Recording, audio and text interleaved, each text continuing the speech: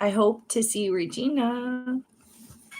I came on to see Regina, but I just wanted to tell you a story. So yesterday, um, I was trying to get a hold of a cemetery to talk to the groundskeeper because his wife has a handwritten record of the genealogy of everybody in the cemetery because it's the Bohemian National Cemetery.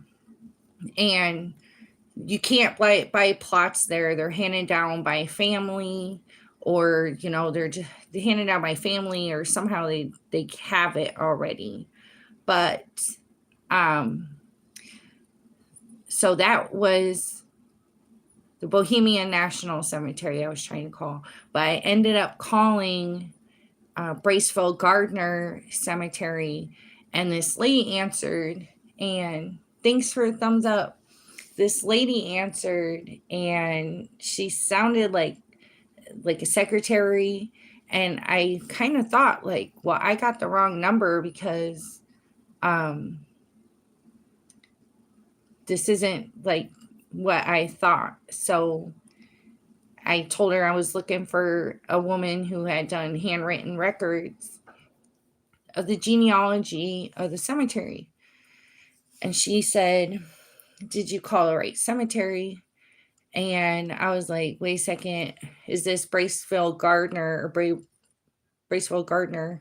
And she said, "Yeah." I said, "Yeah, I called the wrong place." But I told her, I said, "You know what? I go through that cemetery all the time." And um I said, "I don't mean to say anything rude or anything, but I noticed that there's a lot of flooding there all the time." And I said, "One time I drove through there like a year and a half ago, there was flooding so bad that the stones, got loose and crooked, and the grass was uprooted and everything." And I said, "I always wanted to like take dirt out there and adjust the stones or just do something." And um so she said one reason why it floods like that is because there's a lot of sand.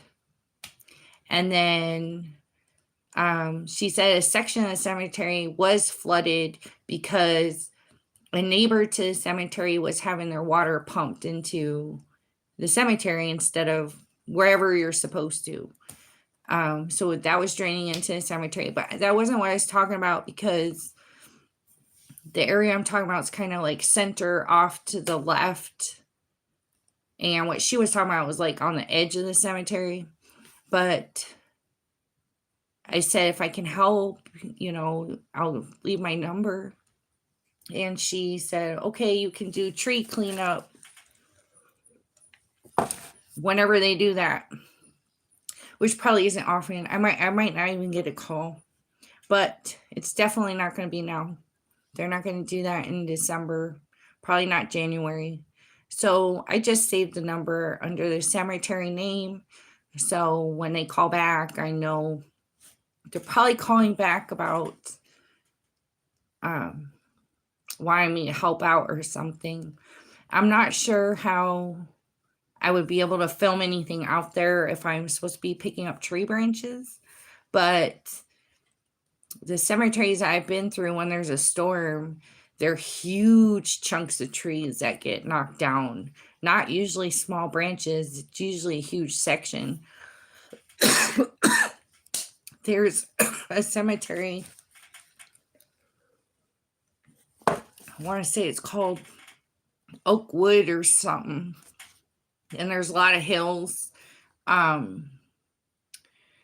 went through there before, and there was a tree knocked down. So I had to kind of drive around it, and then the groundskeeper was coming in, so I had to find a way out. But I just wanted to say that I ended up signing up to volunteer for helping a cemetery, but it wasn't on purpose. So I did leave a message for the Bohemian National Cemetery, but they haven't gotten back to me. But I did say I'm calling about handwritten record for the genealogy for the entire cemetery, and Dad had talked to the groundskeeper and it was his wife. So who knows? Half the time I try to get hold of someone, they never call me back. But I still try. That's not the cemetery that I wanted to volunteer for.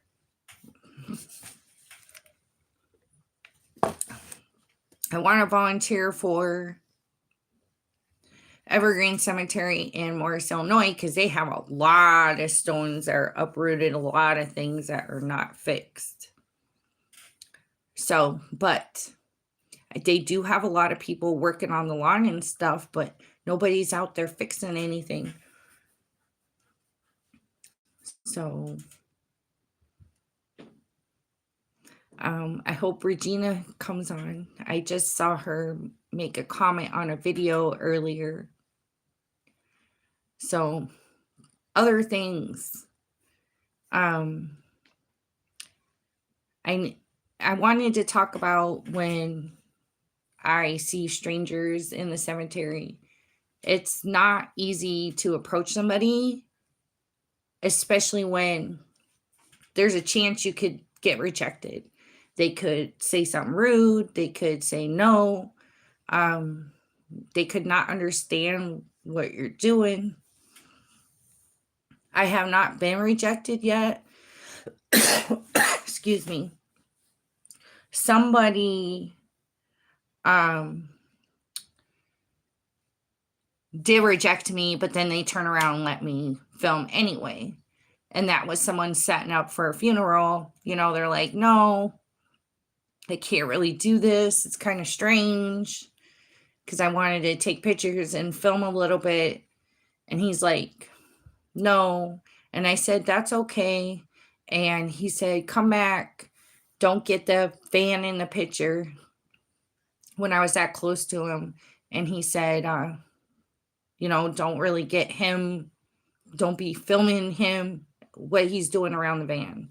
So I did get it on camera, but no one ever has rejected me besides that. But my mind spins like, I feel like this person's going to say no, this, that, whatever. I missed a lot of opportunities because I'm turning myself down. They're not turning me down, but I'm turning down myself by not approaching them. There's been times where I've been sneaky, like I see people at a distance and I kind of find a way to end up in the area they're in and approach them in a way where I just happen to be there. Not like I saw them and went right for them. A lot of military people, they're willing to talk. Not everyone wants to be on camera. I did have one person tell me that he didn't want to be on camera, but at first he was okay with it. So, I kept the part that he was okay with and I took the rest off. But the rejection hasn't been that bad. But it's just not easy. It's not easy to go up to a strange cold call salesperson who would just go into a place, don't even know the person, and sell advertising, or call people out of the blue and sell advertising. So he exposed me to approaching people that you don't know out of the blue, cold, and trying to get a conversation or find something to relate to. I'm sorry about my cough. A lot of people have coughs right now. I've been talking to people on the phone that have coughs. But anyway, so approaching people's not easy, but I really feel like I need to get more people on my channel, like just strangers or people. There's people that use this cemetery as a place to exercise, so they'll go for walks and things like that, or jogs or bicycle.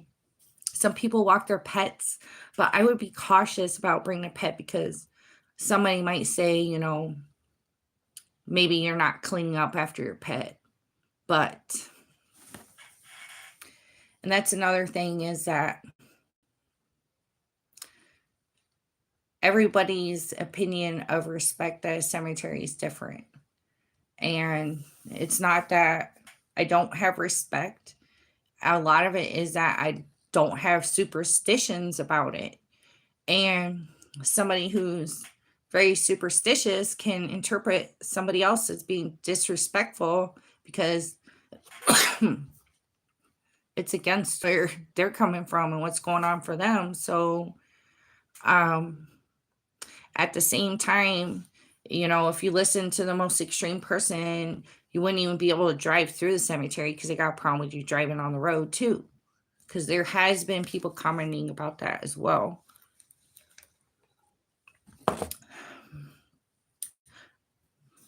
But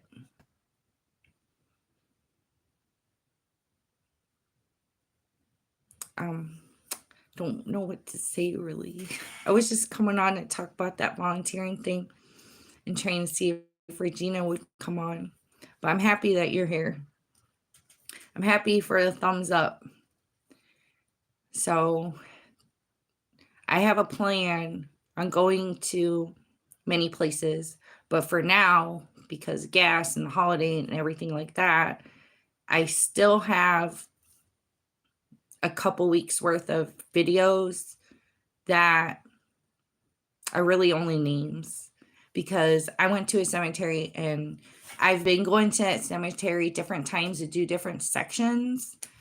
And the 2 sections I did that day were all names. So some people might think that, people have been complaining about her doing names, that's why she's doing so many.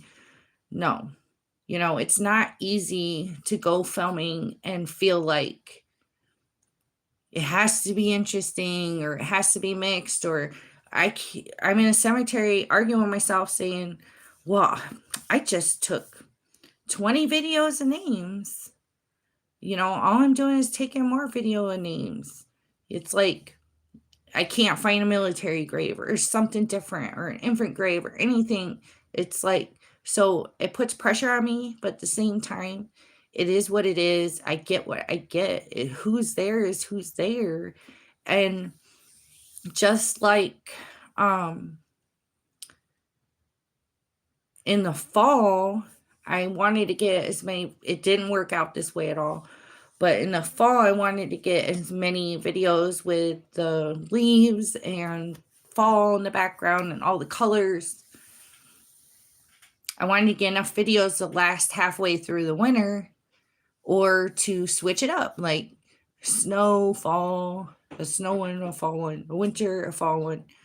But that didn't work out because my phone broke. And then I lost the SD card. But it's hard because going with the flow, it might not be mixed up enough. Like when I was doing the pet cemetery videos, if you notice, like the sequence they're in, it was like 1 or 2 pet videos for the day plus 3 regular videos for the day. So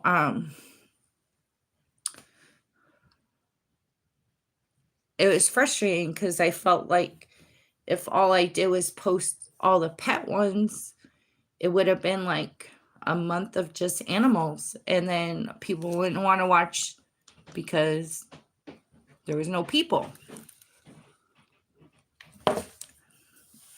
So I'm not trying to complain, I'm just saying it's not easy. People want me to be like everybody else, but the thing is, everybody else is different. Like they want me to be like everybody else, but everybody else is different. And I've been accused of copying other channels when my channel was on here longer than theirs, like in time or whatever, or my channel's nothing like theirs. So Then when I first started doing cemeteries, at first I was just cheesy. And then I started to push things almost to the controversial level.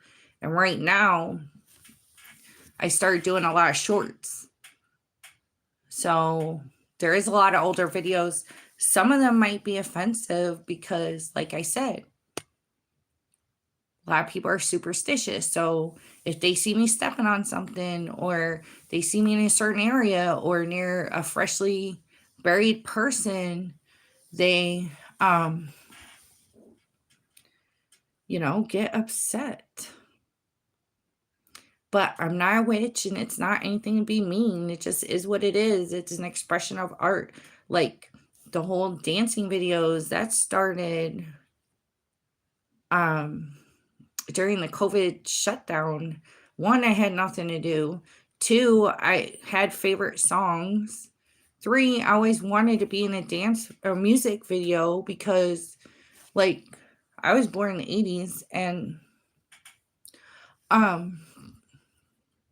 in Oregon, the state of Oregon, they had, I don't know if it was, I don't remember the name of the town, but I want to say Old Sacramento, but I don't even know if that's Oregon. Anyway, they had these things where they would play a song that you liked because there wasn't as much copyright issues. Play a song that you like, and you would dance, and they would film you like you're singing to the music that you like. So I always wanted to do that. So that's another reason for why I was dancing in the cemeteries. I wanted to do something artistic that nobody else did, and I wanted to honor like the fact that the death rate was so high. But I wanted to dress up and do cosplay. So I just mixed all those things together. And that's where that came from. It's not some witchcraft or anything like that. It's just something that I did inspired by the shutdown.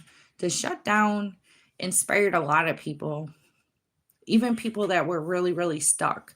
I wasn't really, really stuck. I live in an area where they weren't pulling people over to see if they had one of those like working permits they had there for a little bit. They had to prove they were on their way to work, or the job was having to issue these to people, and police were pulling people over to prove that. Yeah, it was happening in this state, but not where I'm at, not in this area. So I had the freedom to go where I wanted, and nobody was going to bother me. So it was scary to do, though, because 9 times out of 10, I was alone. And then I got to worry about, the strange people driving by, or, worry about a semi-truck driver. A semi-truck driver could kidnap me. And I'm not trying to be mean. It's just, that's what I fear sometimes, especially on those rural roads. One time I was filming, seeing those the crosses at accident sites on the side of the road, and there was an area that had 6 crosses, but there was nowhere to park because there's no shoulders. Like out where I'm at, there's no shoulders. It's just the lane, and that's it. And so I had to park like in a granary area or something and walk. And I was freaking out every time I saw a semi, because that's what happens to people. But anyway, I don't know what else to talk about. But I appreciate the company. And please leave comments, read my community posts, and or leave suggestions or send emails.